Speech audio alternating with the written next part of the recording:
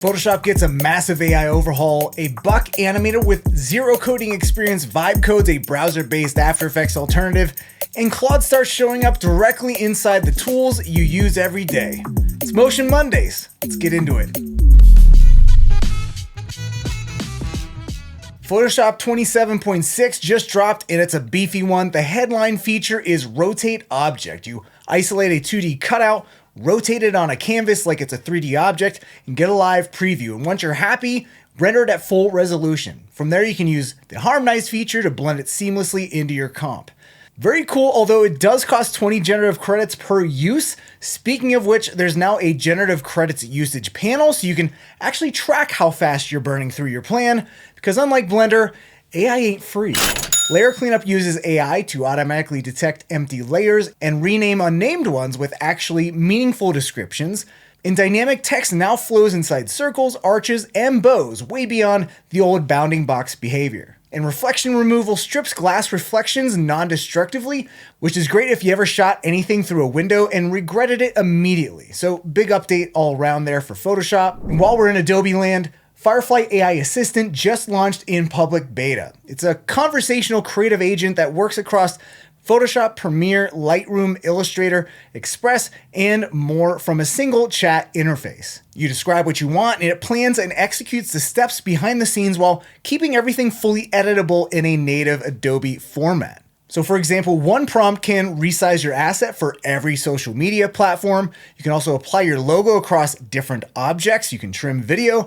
It can actually do a lot. And over time, it's going to learn your preferred tools, workflows, and aesthetics, which is kind of creepy. And there's even Frame.io integration there too. So agentic AI is a big deal right now, and this is basically Adobe's version of it. Now, naming it agentic AI when the bad guys in the Matrix were called agents is a choice. Either way, the public beta launched April 27th, so you can go give it a try. Now for a quick school motion news dump, we just hit the 1-year anniversary of All Access and crossed over 4,100 students, which is awesome. But get this, in the first year of All Access, our students have submitted nearly 20,000 homework assignments, which is incredible. Each and every one of those homeworks gets critiqued by one of our awesome teaching assistants too, keeping them busy. Now in other news, we had 2 new courses we dropped recently, Cavalry Kickstart and Cinema 4D Insider. And next on our course roadmap is Jonathan Winbush's Unreal Engine for Broadcast Designers. Coming soon, stay tuned for that. And our next live event is Jake Bartlett on May 14th at noon Eastern, talking vibe coding. He's been squeezing a ton out of AI to speed up his After Effects workflow, and even built his own Premiere-style timeline inside of After Effects called Railcut. So this should be a really great one if you've been curious about what vibe coding is and what it can actually do for a motion design workflow. The Oddly Satisfying Render Challenge is ongoing. We've partnered with Corridor Crew and Maxon for this one, and you've got until May 25th to submit a 5 to 20 second mesmerizing Cinema 4D and Redshift render. First prize is a Dell Pro Max 18 laptop, plus a year of Maxon One and All Access, with free subscriptions for second and third place too. I'm also a judge, so no pressure. All the details are going to be at oddlysatisfyingchallenge.com. But that's not all. We just launched the Motion Design Hiring Guide, an 86-page data-driven playbook built specifically for people who hire motion designers. It's built from 13,287 job listings and 12 independent salary sources, and covers everything from role definitions and salary benchmarks to real evaluation and team structure, not generic HR stuff. So if you're in a position where you're making hiring decisions, go and download it for free. You'll find a link to that in the description below. Seeing visibly repeated patterns in your textures really stinks, and Redshift actually just teased that this will soon be a thing of the past. They announced that hex tiling is coming in the next release. So if you've ever battled obviously repeating textures on big flat surfaces, this is going to be your magic button. So hex tiling uses a smart hexagonal pattern to break up repetition naturally and seamlessly with no complex masking required. So previously this was only achievable with an OSL shader, so getting this directly into Redshift is a huge win. The demo shows real-time adjustments for tiles, offset, rotation, and noise, all while the displacement holds up really nice. So keep an eye on for that next Redshift update. Now here's some work that caught our eyes this past week. First up, London studio Art and Graph dropped a passion project short film called In the Pursuit of Magic. Now the whole team worked on it as part of their internal Spark creative sections, and the concept is literally about what it feels like to chase creativity. Visually, it's all over the place in the best way. Different 2D styles, 3D, character animation, motion graphics. Basically, they're showing off all the different disciplines they can actually recreate and execute on. Now, it kind of makes you feel like you're on acid at times, but in a good way. The sound design by Zelix Sound is also what really ties it all together.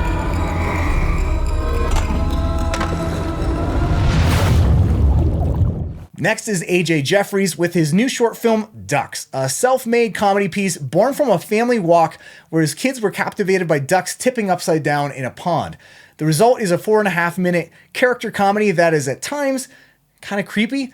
It's just AJ Jeffries though. Clean geometric shapes, great sound design, and I really love his character animation and design work. Definitely check it out. And lastly, the Baltimore Ravens uniform reveal by Already Been Chewed. Anything by ABC is an auto share for me. They do some of the most insane Houdini sims out there.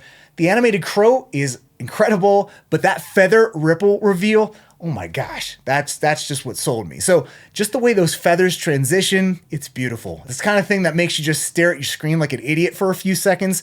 They are the masters of Houdini. Now, links to all of these works will be in the description below, so you can feast your eyes yourself. Marco Vandervlag, lead 2D animator at Buck, spent 10 weeks using Claude to build a fully functioning browser-based motion design app with zero coding experience, mind you.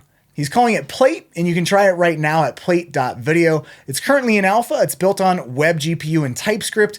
And if you've used After Effects at all, the interface is going to feel very, very familiar. It's going to have keyframes, clean timeline, texture fills, motion path easing controls, shader-based effects, all of it running super snappy on a browser with no software install. Now again, the thing is here, Marco didn't write a single code himself. He's a motion designer, not a developer, but he built a working animation tool. People are just out here vibe coding their way to Adobe competitors, and honestly, this should make you think, what custom tool would you want to build? So go and try Plate at plate.video and let us know what you think. We just discovered Graphite, a free open source procedural 2D graphics suite currently in alpha.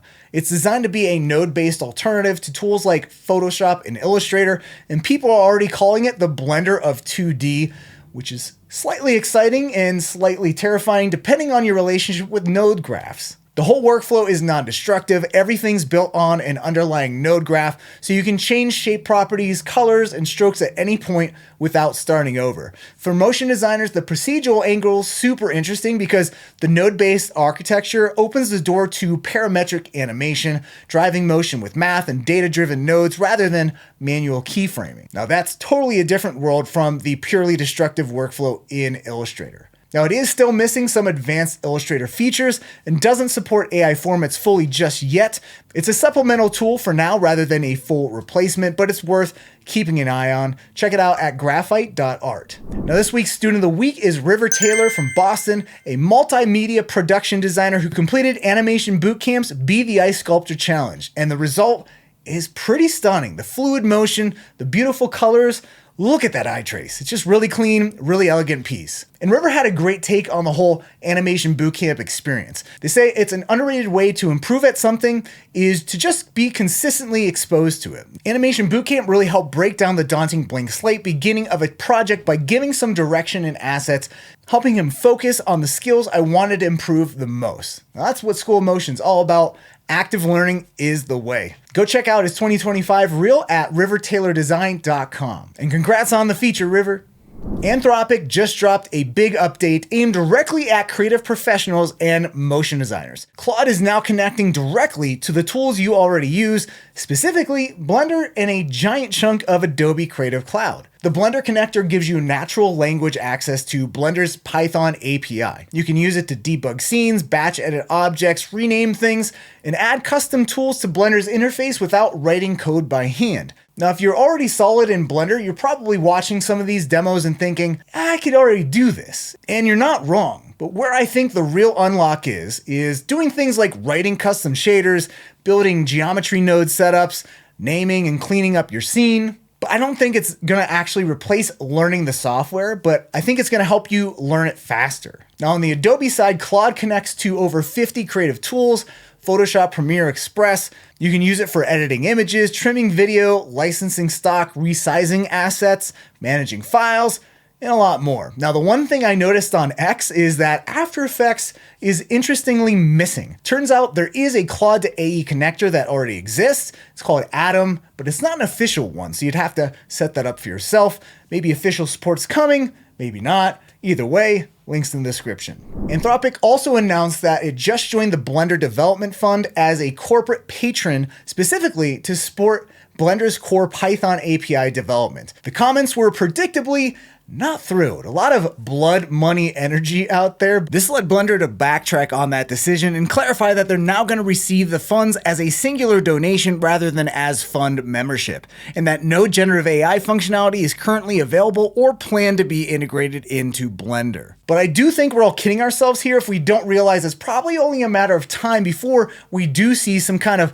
AI appear natively inside Blender. Cinema 4D is already starting to head that direction. Now, I'm curious what you think. Leave those spicy comments below, but I do think there are plenty of tedious technical tasks that AI can help with. For example, if I want to make a hex tile node for myself, before I would need to go learn Python and OSL. Not going to do that. But now, vibe code that, and achievement unlocked. Now, all is well and good until you actually need to edit something that's not working very well. And then at that point, someone with AI and technical know-how will win out.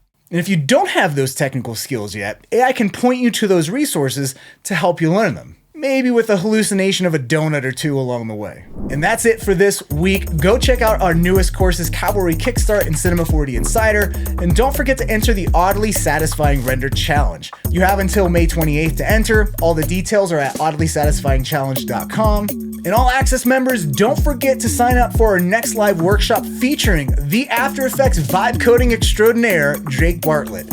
Now go ahead, vibe code your way to an awesome week. See you next time.